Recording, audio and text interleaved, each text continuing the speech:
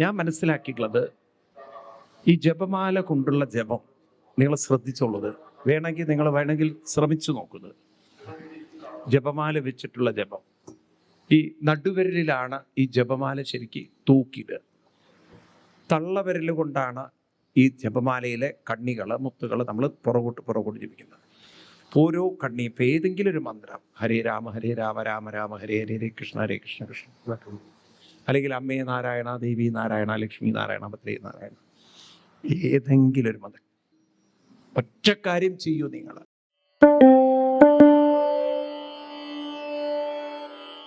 16-ാം അധ്യായത്തിൽ കാളിയമർദ്ദന മോക്ഷം കഥ എടുക്കാം. സമയം അങ്ങോട്ട് അനുവദിക്കില്ല നമ്മളെ.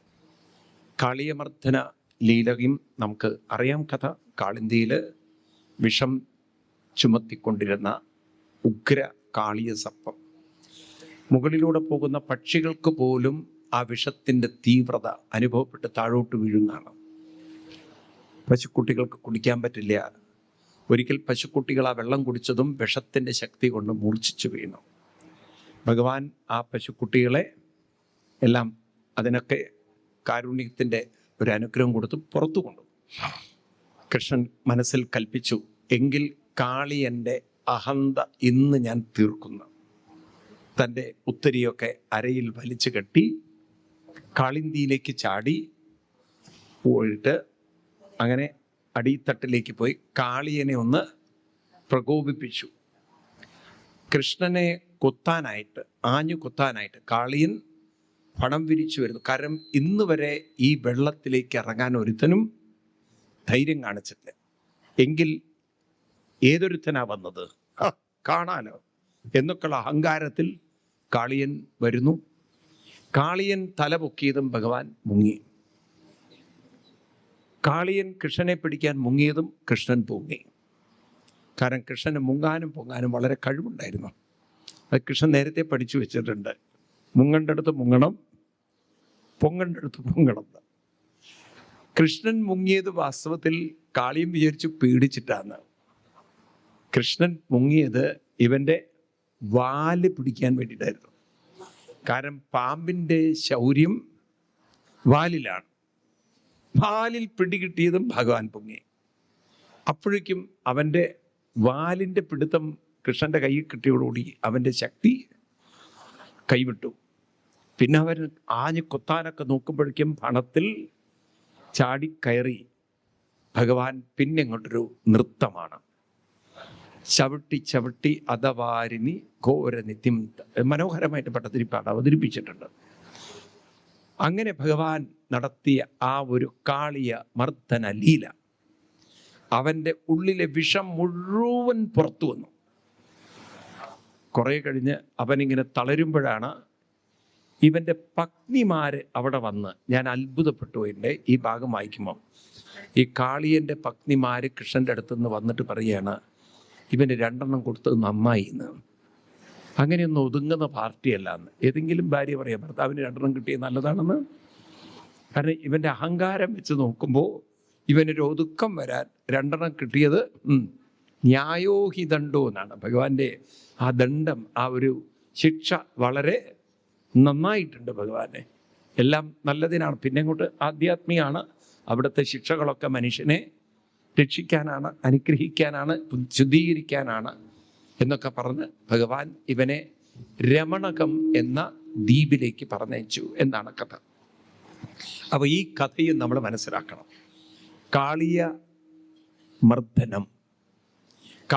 മർദ്ദനം എന്ന ലീല കൊണ്ട് കാളിന്തിയെ കാളിയ വിഷത്തിൽ നിന്നും ഭഗവാൻ എന്നേക്കുമായി മുക്തമാക്കി.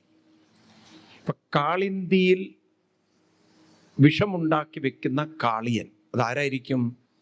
മനസ്സാകുന്ന കാളിന്തിയിൽ വിഷമുണ്ടാക്കി വെക്കുന്ന ഞാനെന്നൊരു ഭാവത്തെ ഇവിടെ കാളിയനായിട്ട് സങ്കല്പിച്ചാൽ, ഈ ഞാനെന്ന ഭാവത്തിലുള്ള സ്വാർത്ഥതയും ദ്വേഷവും അസൂയയും ക്രോധവും ഇതൊക്കെ ഓരോരോ പണങ്ങളായി കാണാൻ സാധിച്ചാൽ, ഈ കാളിയൻ ഇന്ന് എവിടെയുണ്ട്?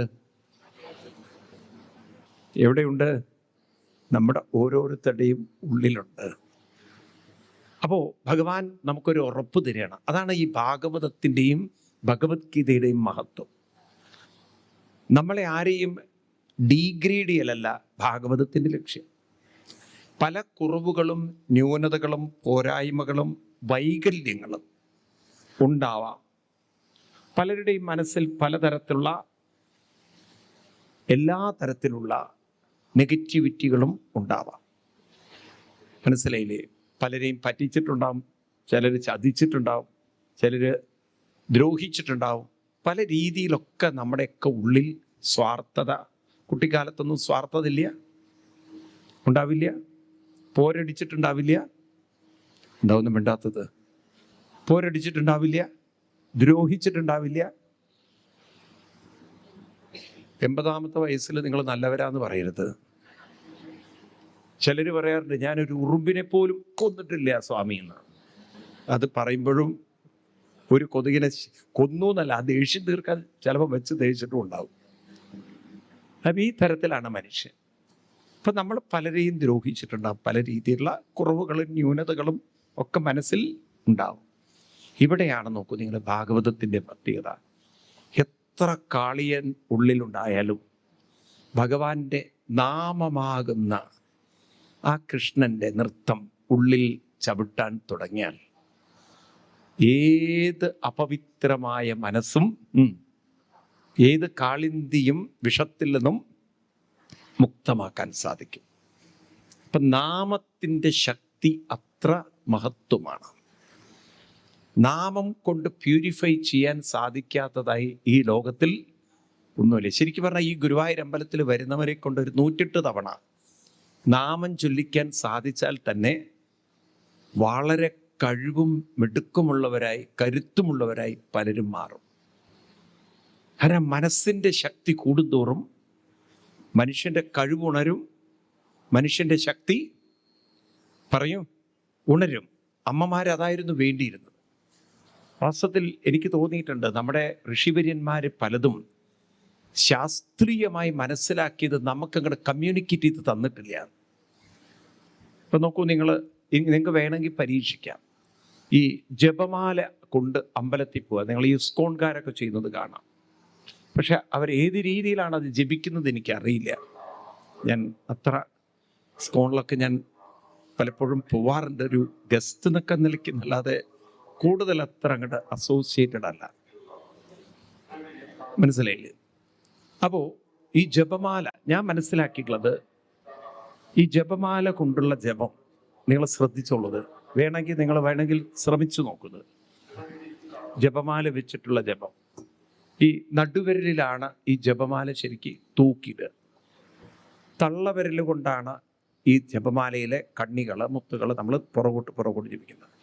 ഓരോ കണ്ണി ഇപ്പം ഏതെങ്കിലും ഒരു മന്ത്രം, ഹരേ രാമ രാമ രാമ ഹരേ ഹരേ ഹരേ കൃഷ്ണ കൃഷ്ണ, അല്ലെങ്കിൽ അമ്മേ നാരായണ, ദേവി നാരായണ, ലക്ഷ്മി നാരായണ, ഭദ്രേ നാരായണ, ഏതെങ്കിലും ഒരു മന്ത്രം. 7ാം സ്കന്ധം 1ാം അധ്യായത്തിൽ അതൊക്കെ പറഞ്ഞാൽ ഫസ്റ്റ് വോളി ഉണ്ടാവില്ലേ നിങ്ങളടുത്ത്. അതിൽ പറയും, കേനപ്രകാരേണ മനകൃഷ്ണേ നിവേശ്യ എന്നാണ്. ഏതെങ്കിലും ഒരു മന്ത്രം ചൊല്ലിയാൽ മതി എന്നാണ്. ഭാഗവതം തന്നെ നമുക്ക് അങ്ങനെ ഒരു ഉറപ്പ് തരുന്നുണ്ട്. അതായത് ഇപ്പോൾ ഗുരുവായൂർ അമ്പലത്തിൽ വന്നിട്ട് അമ്മേ നാരായണ, ജവി നാരായണ, ഒരു കൃഷ്ണനും കോപിക്കില്ല എന്നർത്ഥം. ഗുരുവായൂർ അമ്പലത്തിൽ വന്നിട്ട് ഓം നമഃ ശിവായ ചൊല്ലിയാൽ കൃഷ്ണൻ ഒരിക്കലും കോപിക്കില്ല. നിങ്ങൾ ഏതെങ്കിലും ഒരു മന്ത്രം അതിൽ തന്നെ മനസ്സുറപ്പിച്ച് ഈ നടുവിരലിൽ തൂക്കി തള്ളവിരൽ കൊണ്ട് അമർത്ത്. ഈ നടുവിരൽ എന്നത് നമ്മുടെ പ്രാണന്റെ പ്രധാന നാഡി കണക്ട് ചെയ്തിരിക്കുന്ന ഈ നടുവിരലായിട്ട് നമ്മുടെ പ്രാണബലം കൂട്ടാൻ, പ്രാണശക്തി കൂട്ടാൻ ഈ നടുവിരലിൽ തൂക്കിയിട്ട് നമ്മൾ ഈ കണ്ണികൾ പ്രസ് ചെയ്യുമ്പോൾ ആ നെർവിന് ആ പ്രഷർ കിട്ടുമ്പോൾ അത് പ്രാണബലം കൂട്ടും. ഞാനിത് പറയാൻ കാരണം വളരെ ക്ലോസ്ലി ഒബ്സർവ് ചെയ്തൊരു കാര്യം, ഈ പാർക്കിൻസൺ എന്ന് പറയുന്ന അസുഖം വരുമ്പോൾ ഈ സെൻട്രൽ വിരലായിരിക്കും വളരെയധികം ഇളകാൻ തുടങ്ങുന്നത്, അല്ലേ? നടുവിരൽ. ദറ്റ് മീൻസ് ആ ഒരു പർട്ടിക്കുലർ നെർവിനുണ്ടാകുന്ന ക്ഷതം, ഉണ്ടാകുന്ന വീക്ക്നെസ്സാണ് ഈ നടുവിരൽ. ശ്രദ്ധിച്ചിട്ടുണ്ടോ ആരെങ്കിലും? ഈ പാർക്കിൻസൺ വന്ന ആൾക്കാർ ശ്രദ്ധിച്ചിട്ടുള്ളവരാരെങ്കിലും ഉണ്ടോ? ഏത് വിരലിലാണ് തുടങ്ങുക? മിഡിലല്ലേ? ആണോ? ശ്രദ്ധിച്ചിട്ടുണ്ടോ? ഇല്ല. ശ്രദ്ധിച്ചവരാരുമില്ല.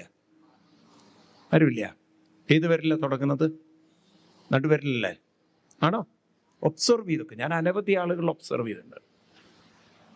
അപ്പൊ ഈ നടുവിരൽ പ്രാണന്റെ പ്രധാന നാഡിയുടെ ബന്ധം. ഓർമ്മശക്തിയുടെ നാഡി കണക്ട് ചെയ്തിരിക്കുന്നത് തള്ളവിരലിലാണ്. അതാണ് നമ്മൾ കോൺഫിഡൻസ് പറയുമ്പോൾ തള്ളവിരൽ കാണിക്കുന്നത്. ബുദ്ധി, ഓർമ്മശക്തി. ഈ തള്ളവിരൽ നമ്മുടെ ബുദ്ധിയുടെ, ഓർമ്മശക്തിയുടെ പ്രതീകമാണ്. മനസ്സിലായില്ലേ? അപ്പൊ രണ്ട് ശക്തികൾ, ഓർമ്മശക്തിയും പ്രാണശക്തിയും, ഇത് രണ്ടും സമന്വയിപ്പിക്കാൻ തള്ളവിരൽ കൊണ്ട് അമർത്തിയും നടുവിരൽ തൂക്കിയിട്ട് ഓരോ കണ്ണികൾ. ഇപ്പം നോക്കൂ നിങ്ങൾ, ഇങ്ങനെ നമ്മളെ കുട്ടികളെ പരിശീലിപ്പിച്ചാൽ ഈ കുട്ടികൾ ഏത് പരീക്ഷയും ഫേസ് ചെയ്യുമായിരുന്നോ? ഒരു റാഗിങ്ങിലും അവർ ഒരിക്കലും ജീവിതത്തിൽ തളർന്നു പോവില്ല. ഏത് പ്രതിസന്ധികൾ അവർ തരണം ചെയ്യുമായിരുന്നു. നമുക്ക് ഇതിലേക്കൊക്കെ കുട്ടികളെ കൊണ്ടുവരണ്ടേ? വേണ്ടേ? പറയൂ. അപ്പോൾ വെറുതെ തൊഴുതുപോയി അമ്പലത്തിൽ പോയി പ്രാർത്ഥിച്ച് അങ്ങനെ ഒരു ഭക്തി കൊണ്ട് നടക്കുന്നതാണോ ശരി? പറയൂ നിങ്ങൾ. ഇതിനൊരു മാറ്റം ഉണ്ടാക്കണ്ടേ? എന്തെങ്കിലും ഒരു തുടക്കം വേണ്ടേ ഇതിന്? എന്താ ഒന്നും മിണ്ടാത്തത് നിങ്ങൾ? ഒരു ചേഞ്ച് വേണ്ടേ? അതാണ് കാളിയൻ്റെ പണത്തിൽ, നമ്മുടെ ഉള്ളിലുള്ള ദുർബലതകളാകുന്ന കാളിയൻ്റെ പണത്തിൽ, ഉള്ളിലുള്ള ദുർബലതകളാകുന്ന കാളിയ പണത്തിൽ നാമത്തിൻ്റെ നൃത്തം നടന്നാൽ കാളിന്തി പവിത്രമായി, മനസ്സാകുന്ന കാളിന്തിയെ പവിത്രമാക്കുന്ന ലീലയാണ് കാളിയ മർദ്ദന ലീല. ഇത് നമ്മുടെ ഉള്ളിൽ നടക്കേണ്ട ലീലയാണ്. ഇങ്ങനെ ഓരോ ലീലകളും, ഞാൻ കൂടുതൽ ഇങ്ങനെ പറയുമ്പോൾ സമയങ്ങൾ ഒഴുകിപ്പോകുന്നു പെട്ടെന്ന്. ഓരോ ലീലകളും നമ്മൾ നോക്കുമ്പോൾ വലിയ സന്ദേശങ്ങളാണ്. അതുകൊണ്ട് എപ്പോഴും ഓർക്കുക, ഡോണ്ട് ഡീഗ്രേഡ് യുവർ സെൽഫ്. മനസ്സ് വളരെ ദുർബലാണ്, എനിക്ക് ഓരോ പ്രോബ്ലം ഉണ്ടെന്ന് പറഞ്ഞിരിക്കരുത്. എപ്പോഴും ഗീതയിൽ 9-ാം അധ്യായത്തിലെ 30-ാം ശ്ലോകം ഓർക്കുക. 9-ാം അധ്യായത്തിൽ 30-ാം ശ്ലോകത്തിൽ കൃഷ്ണൻ പറയും, അഭിഛേദ് ദുരാചാര ഭജതേ മാം അനന്യഭാഗ് സാധുരേവ സമന്തവ്യ സമ്യക് വ്യവസ്ഥിതോ ഹി സഹ. അഭിഛേസു ദുരാചാര. നിങ്ങൾ എങ്ങനെയുള്ള ദുരാചാരികളായാലും ശരി, അതായത് ദുർബലരായാലും ശരി, നിങ്ങളുടെ മനസ്സിൽ എങ്ങനെയൊക്കെയുള്ള ദുർബലതകൾ ഉണ്ടായാലും ശരി, അഭിഛേദ് ദുരാചാര ഭജതേ മാം അനന്യഭാഗ്. Whatever be the weakness contain in the mind, ഒറ്റ കാര്യം ചെയ്യൂ നിങ്ങൾ, ഭജതേ, എന്നെ ആത്മാർത്ഥതയോടെ നിങ്ങൾ ഭജിക്കാൻ തുടങ്ങും. സാധുരേവ സമന്തവ്യ, നിങ്ങൾ ആരായി മാറും? സാധു എന്ന് പറഞ്ഞാൽ പാവം എന്നല്ല. സാധു എന്ന സംസ്കൃതത്തിനർത്ഥം ശ്രേഷ്ഠൻ. നിങ്ങൾ ആരായി മാറും? ശ്രേഷ്ഠന്മാരായി മാറും.